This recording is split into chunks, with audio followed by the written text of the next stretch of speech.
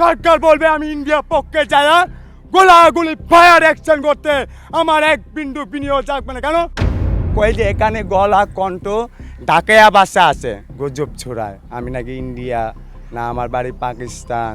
সোহরাওয়ার্দী উদ্যানে ধান চাষ, নামাজের স্থান ও বাগান সহ বাড়ি বানিয়ে সামাজিক যোগাযোগ মাধ্যমে ভাইরাল হওয়া এই রাজীব আসলে কে, কি বা তার পরিচয়, তা নিয়ে শুরু হয়েছে নানা আলোচনা সমালোচনা। বিভিন্ন গণমাধ্যমে তাকে নিয়ে প্রচার করা সংবাদের কমেন্ট ঘেটে দেখা যায় কেউ কেউ তাকে বলছেন ভবঘুরে, কেউ বা টোকাই, আবার কারো কারো ঘোর দাবি সে ভারতীয় নাগরিক। এদিকে তার ভাষা নিয়ে উঠেছে প্রশ্ন। শুদ্ধ বাংলায় কথা বলতে না পারায় এই প্রশ্নগুলোই ঘোরপাক খাচ্ছে নেটিজেনদের মাঝে।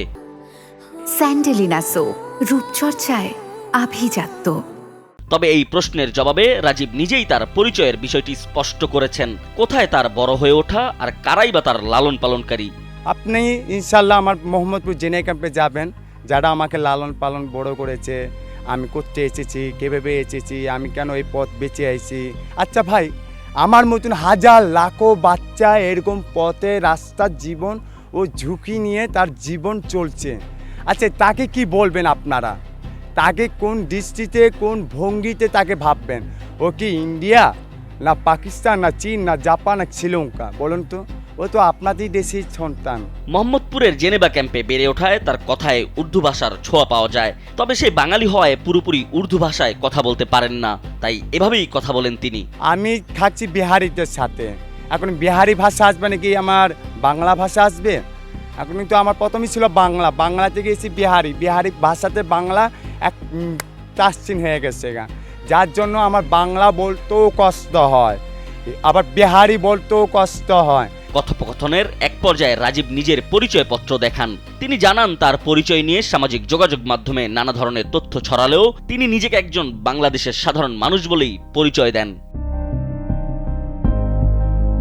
রাজীবের ভাষ্য অনুযায়ী তিনি একসময় স্বাভাবিক জীবনযাপন করতেন পালিত মা বাবার কাছে। তবে তিনি সেই পিতামাতার কাছ থেকে বেরিয়ে নগরের বিভিন্ন রাস্তায় থাকতে শুরু করেন। অবশেষে জীবনের নানা ঘটনার পর আজ তিনি এই জীবন বেছে নিয়েছেন, যদিও তার এসব ব্যক্তিগত দাবি যাচাই করা যায়নি। জানা যায় রাজীব শাহ দিনভর রাজধানীর বিভিন্ন এলাকা থেকে প্লাস্টিকের বোতল, ক্যান সহ পুনর্ব্যবহারযোগ্য জিনিসপত্র কুড়িয়ে জীবিকা নির্বাহ করেন। বাঁশ, টিন, প্লাস্টিক, ফেলে দেওয়া কাঠ, ইট, বোতল যা অন্যের কাছে আবর্জনা, তাই দিয়েই গড়েছেন একটি ছোট্ট ঘর। শুধু ঘরই নয়, রয়েছে বাগান, লাগানো হয়েছে ধান, বিভিন্ন গাছের চারা। আর রাজীব এই পুরো সাম্রাজ্যের নাম দিয়েছেন নবাবপাড়া। এই ঢাকা শহরে রেসকোর্স ময়দানে এই যে আপনার নবাবপাড়া, আমার এই যে রাজবাড়ি, একটা পবিত্র আল্লাহ নামাজি স্থান, ধান গাছ, এটি জাগলোকে ভেবে, এটা জাগনা উদ্দেশ্য এই জন্য আমার জীবনে স্বপ্ন ছিল, ইচ্ছা ছিল, আশা ছিল আমি কোনো একদিন আমি একটা ছোট্ট একটা রাজত্ব করব। তবে একটি প্রশ্ন থেকেই যায়, সোহরাওয়ার্দী উদ্যানে রাজীব শাহের এই ছোট্ট রাজ্য কতদিন টিকে থাকবে, নাকি একদিন উচ্ছেদ অভিযানে হারিয়ে যাবে তার গড়ে তোলা সবুজের এই ছোট্ট পৃথিবী। আকাশ শিকদার, কালবেলা।